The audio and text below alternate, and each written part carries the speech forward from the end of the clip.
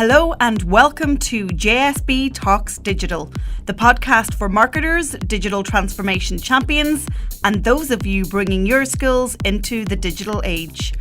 I'm Joanne Sweeney-Burke, and this podcast is brought to you by Digital Training Institute. In this episode, number 101, I discuss digital transformation within the UK government's communications function. Coming up in today's show, in social media news, Snapchat launches new audio-triggered lenses. StumbleUpon has been stamped out, but Mix is born. And a list of new changes to Instagram. I interview Alex Aiken, Executive Director of Communications in the UK Government. In Shoutouts, 3 digital communication wins for the UK Government. MEP Karl Heinz asks JSB in Riga, Latvia, in JSB's column, why I think a digital transformation is painful for the public sector, and find out what social media tool saved my working week.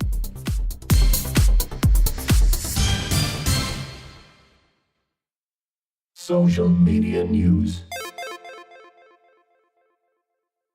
Audio is fast becoming the hot new topic in AI conversations.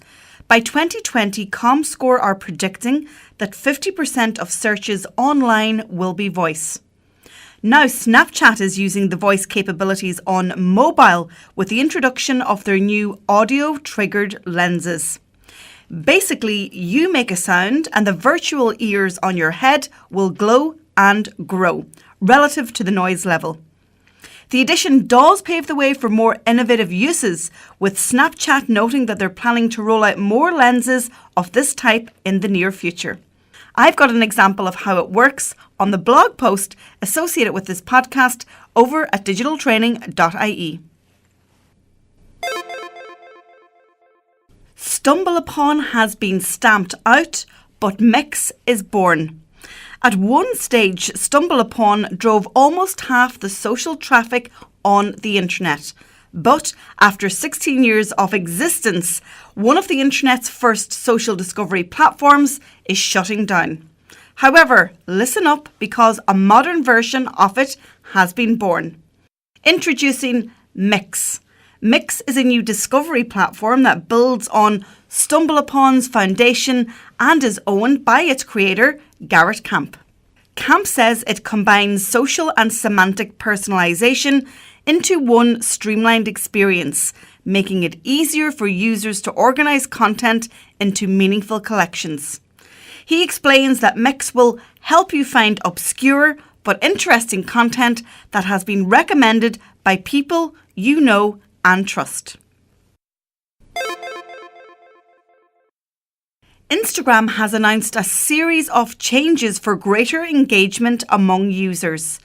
Sharing in the moment on stories, connecting with friends over video, and discovering new interests on Explore. Instagram is telling us that soon we will be able to share from other apps right into Insta Stories. Currently, Spotify and GoPro are on board, and Instagram say more apps will follow soon. Video chat is also coming to Instagram, one-to-one or one to a small group. You will also be able to minimize the video and continue the chat while exploring Instagram. Check out the blog post associated with this podcast to read about all the new changes coming to Instagram. Interview. In this episode, I interview Alex Aiken, Executive Director of Communications at the UK Government. The Executive Director of Government Communications is responsible for government communications strategy, managing the combined Prime Minister's Office and Cabinet Office communications teams, and he also serves as Head of Profession for the Government Communications Service. Alex was appointed in December 2012 and has been responsible for creating the Government Communications Service and developing cross-government campaigns. In this interview, Alex shares insights on digital communications for the UK Government, and he's also very forthright on the role of social media in defending the truth. JSB Talks Digital. Alex, thank you so much for joining me on JSB Talks Digital. Pleasure to be here, Joanne. I think this is your 100th podcast. Well, actually, yes, but it's my 101st, would you believe? My 101st, but thank you for acknowledging that. You're into three figures, but you don't look that old. Brilliant. So I came across your work on Twitter, not by accident. Yeah. You had a very high trending hashtag around the launch of UK government communications plan. And you guys were, let me say to you, very forthright and transparent about that communications plan. And for me, as somebody who's interested in digital communications in the public sector, it was kind of very refreshing. So explain to the listeners about the launch and what the plan is all about. Yes, I understand a bit of the context and the controversy. We work very closely with colleagues in Ireland. I've spoken at the Public Relations Institute of Ireland conference and spoken to public servants there. And around the world, there's always a concern about the level of expenditure and activity on communication. If you go to the former Eastern Germany, of course, people that were under the control of the Soviet Union always confuse communication and information with propaganda and the act of a authoritarian state. So that's legitimate public concern. But UK government communication is formally 100 years old, and the communication plan is a relatively modern innovation. And we sit down with all the departments and the major agencies across government, from the department that covers foreign affairs to the NHS Blood and Transplant Authority, and say, what are we going to do in the year ahead? It's probably a good idea that we all have visibility about what we're trying to achieve. Where can we help one another? Where can we join up? Because the citizen doesn't necessarily want to hear from the Department of Foreign Affairs and then from the Department of Communities and Finance. They want to hear from government. The government's out there to help improve, enhance, and sometimes save their lives in terms of public health or emergency information. So doesn't it make more sense to join up? So the Government Communications Plan, 143 campaigns, expenditure of about £300 million, is the result of discussions and a Star Chamber process where directors of comms sit down, agree the plan, goes to a ministerial board, and then we say, yes, these are the things that will improve public service and help support the Prime Minister's ambition.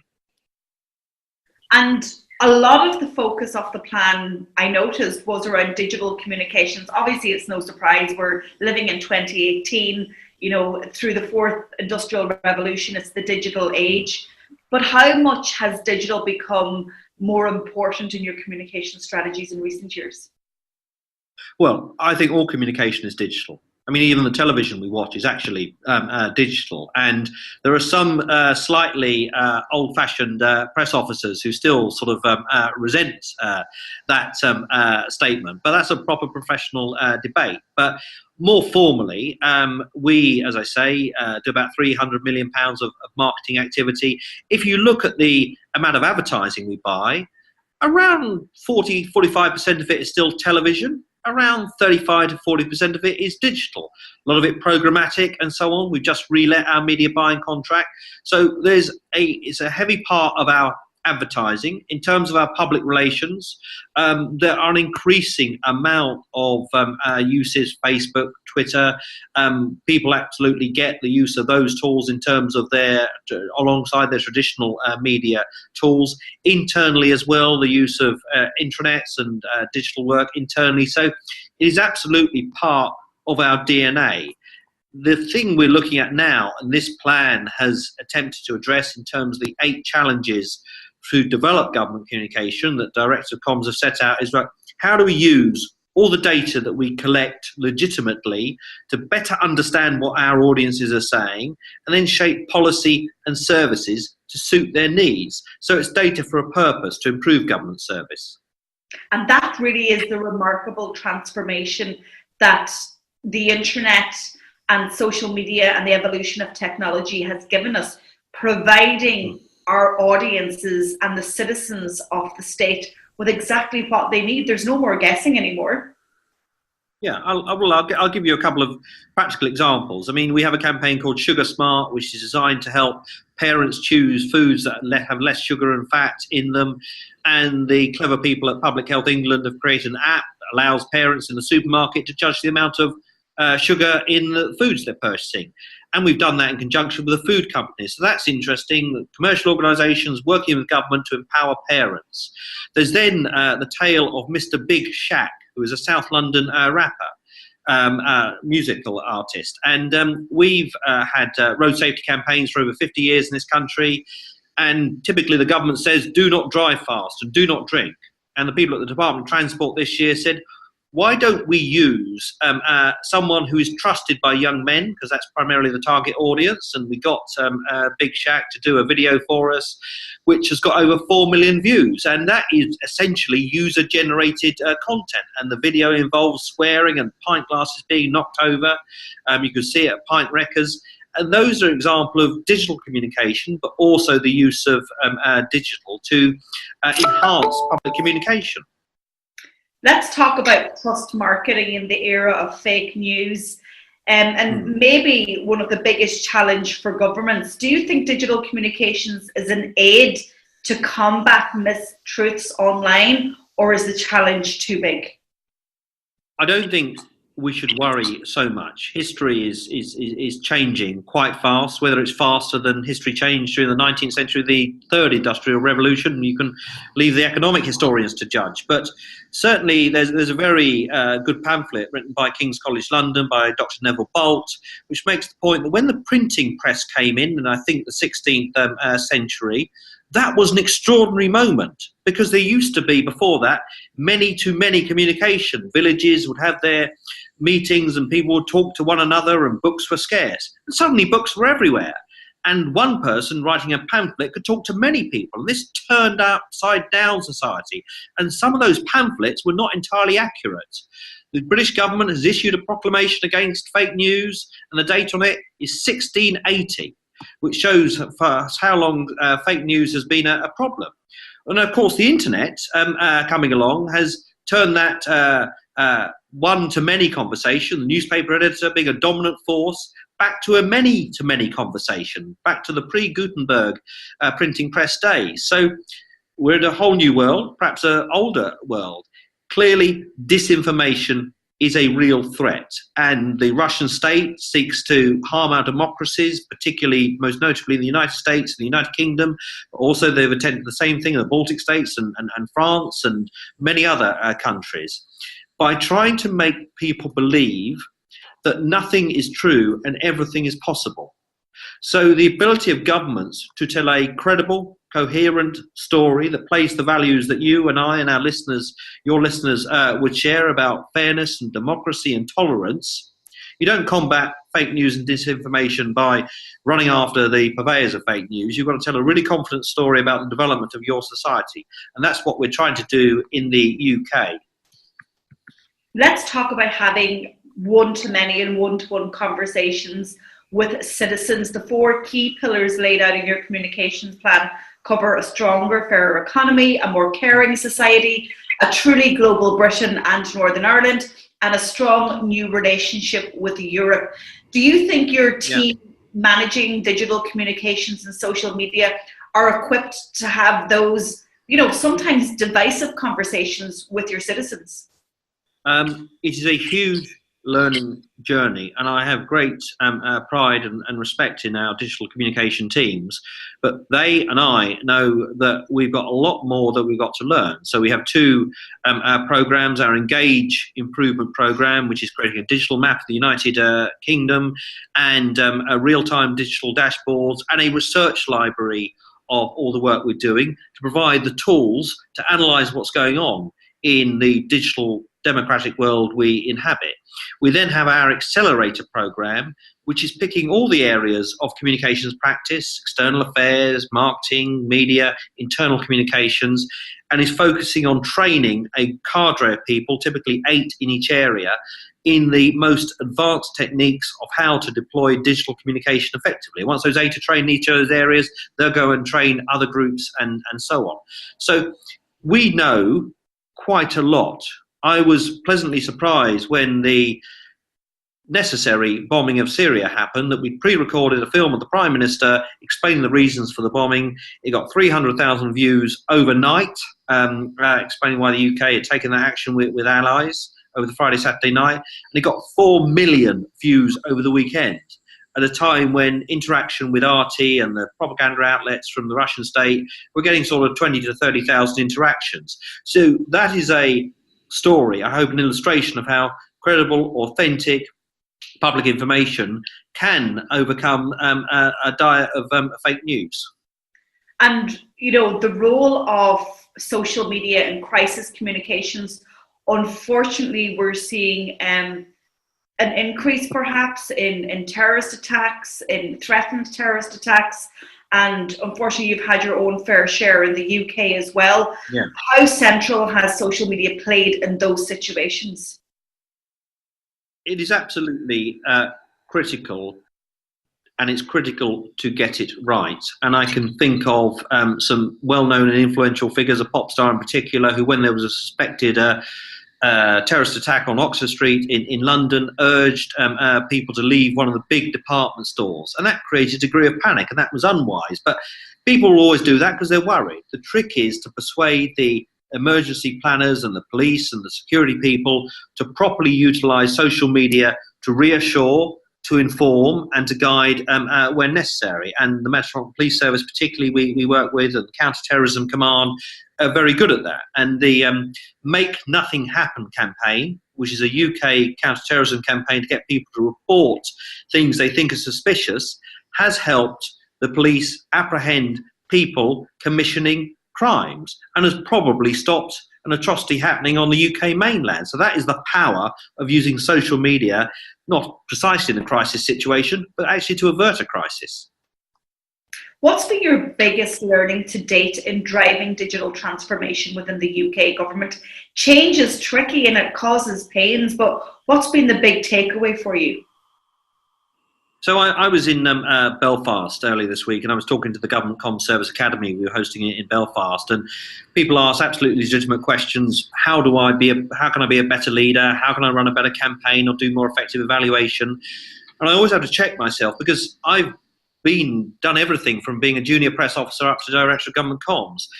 And you have to explain to people how they can just take one step that leads to another step. I was shown at a department the other day how to create a GIF on social media, something I've never done. And so I learned that. Now I feel I can do that. And so learning how to do things and being really determined to do the professional development well is probably the biggest single challenge. Give people the confidence to go onwards and upwards. The other thing I've learned is that largely when you get to large-scale campaigns, you've got to pay to play. You have to fund campaigns on Facebook and other platforms, and Facebook is essentially the nation's platform for dialogue. So there's something going on there. Third, the style of the content, the visual effect of the content. I always remember during the Scotland referendum campaign, we were producing perfectly good public information content, but then we recognised that different types of illustrations, sometimes using a Highland cow or some other well-known figure, would generate greater interaction with our posts. So we're all learning all the time, I think. So final question, Alex. What's the most useful social network for public-facing communications? And because it's a tough question, you can choose two. Well, that's very kind of you. Thank you. Look, I think the social network I've always found most effective for building goodwill is probably the pub. In terms of actually getting your teams out and thanking them after a hard day at work, but I accept that's not quite yet a digital. There may be, they may exist in digital space, but answering your question seriously, it's interesting. I mean, Facebook is where the public are, the majority of British adults, and where you can drive campaigns with strong messages on public health or road safety or recruitment to public services most strongly. So that is hugely important. Internally, email for the British Civil Service. We have every fortnight we email 400,000 civil servants, 50% open of those emails. So that's actually a traditional, but as an information device in a big organisation, that's still highly effective. Twitter is interesting because we have some very strongly performing Twitter channels in government. I suspect a lot of the time that is the informed public talking to other members of the informed public, and that has a role and so on. So it is probably Facebook. But my 13-year-old daughter introduced me to Snapchat the other day, which I knew nothing about. And you see a role for that. Instagram is very powerful. The UK Treasury, the Finance Ministry, their second most effective social media channel at the time of the budget last year was Instagram. But it was actually Instagram pictures of Gladstone, the Treasury cat, with the budget book.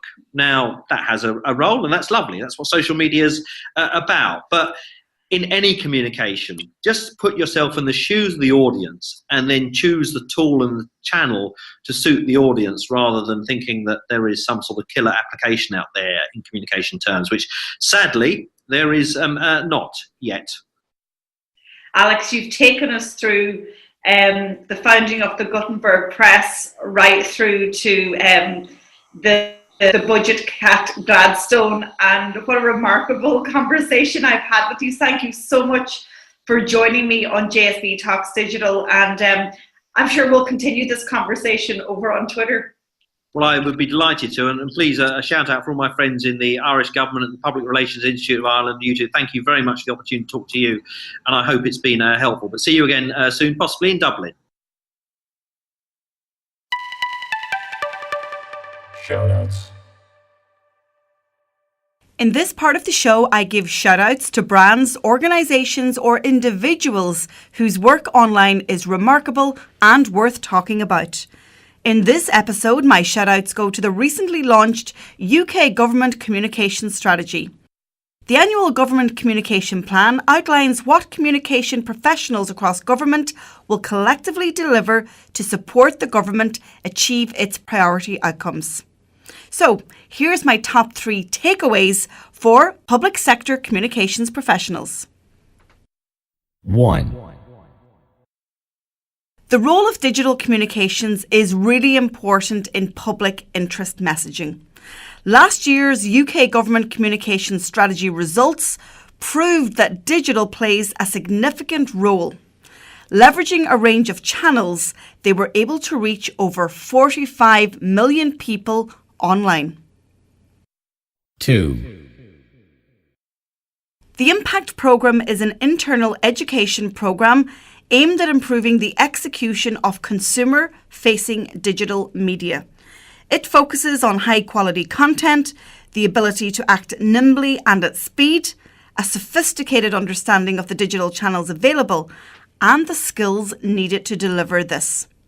This programme within the UK Government Communications Department consists of a number of work streams and is driven by an approach of rapid iteration. 3. The UK government has proved that when services are more streamlined online, it provides a better service for the public. For example, over 7 million calculations have been completed online on the Check Your State pension service. The government have developed internal frameworks to ensure that all departments follow the same model when launching a digital communications campaign. If you're a public sector marketing professional, I highly recommend you take a look at the UK government's communication strategy. The plan is available on gcs.civilservice.gov.uk/communications-plan. And of course, I have a link to it in the blog post associated with the podcast. Ask JSB. In this week's Ask JSB, my question is from Austrian MEP Karl Heinz, who attended my workshop in Riga in Latvia last week. I was there for the European Ideas Network Summer University. EIN is the think tank of the EPP group in the European Parliament. I was invited to speak on the new rules of social media for political communications. So Karl wanted to know how he can have a role in his own social media content, as well as having a political assistant manage it because of his busy schedule.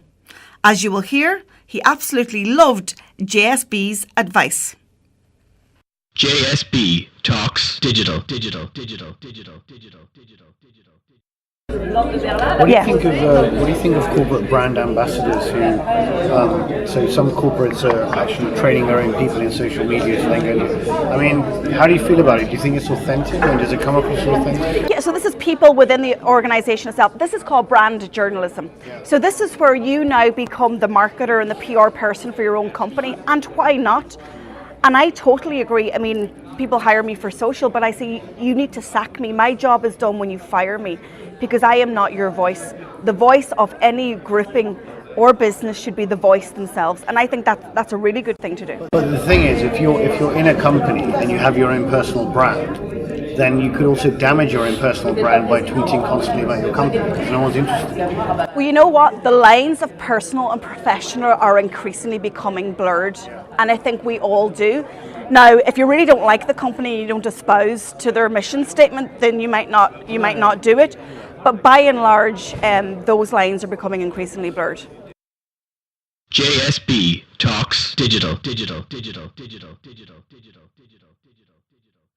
Don't forget, if you have a burning social media or digital marketing question, simply click on digitaltraininginstitute.ie/askjsb and leave me a voicemail.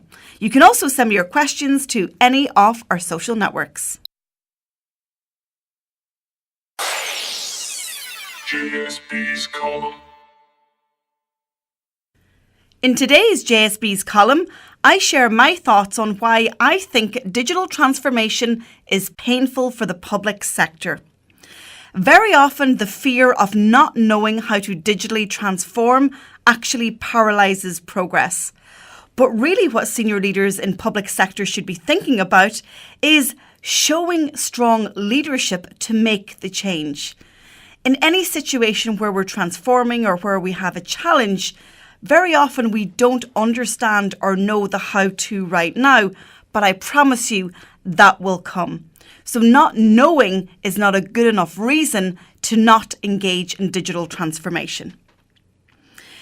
Very often when I go into boardrooms and into meetings with senior leaders, they bring their own personal biases into those meetings. And unfortunately, that can have a huge negative impact on how the organisation transforms.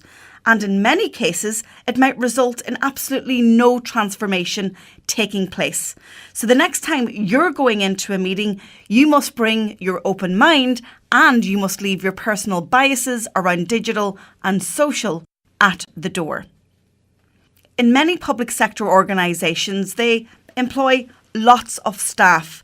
And in order to get true transformation, everybody has to have a role and play their part. Some people may have been in their communications jobs for about 20 years and they may fear change. They may fear that they're not relevant, their skills aren't relevant. And trust me, as a former journalist and PR practitioner, let me reassure you that the skills that you have never been so important as they are today in the digital age. I would far rather hand my social media accounts over to somebody who understands online reputation and public relations rather than to somebody who simply understands how Twitter works. For me, there's a vast difference. So for staff members who are feeling a little bit intimidated by the digital age, please don't. It's so easy to teach you the digital skills that actually support and complement your whole communications career. Finally, I think that the last pain point that is really preventing public sector organisations from engaging in true digital transformation is that there is an inherent lack of skills and knowledge within their organisation. When you have a pool of people who don't understand what steps to take in their digital strategy, you can understand that they actually don't take any steps at all. So my plea to you is, please keep walking forward, because if you're standing still in the digital age, you're actually bringing your organisation backwards. If you want to learn more about digital communications in the public sector, then you have to attend my summit. It's the Public Sector Digital Marketing Summit, and it's happening on the 14th of June in the Round Room in the Mansion House. And it's the very first event of its kind. To find out more, log on to publicsectormarketingpros.com/summit or drop me an email to joanne@digitaltraining.ie. Social media tool of the week. The social media tool that saved my working week this week is Time Graphics. This free online timeline maker is super easy to use and also paints a great picture of your timeline, whether it's to illustrate a strategy timeline, a project timeline, a content timeline, or a social media timeline. If you want to keep your timeline private, you will have to upgrade to Premium, which starts at $14 per month. You can find out more at time.graphics.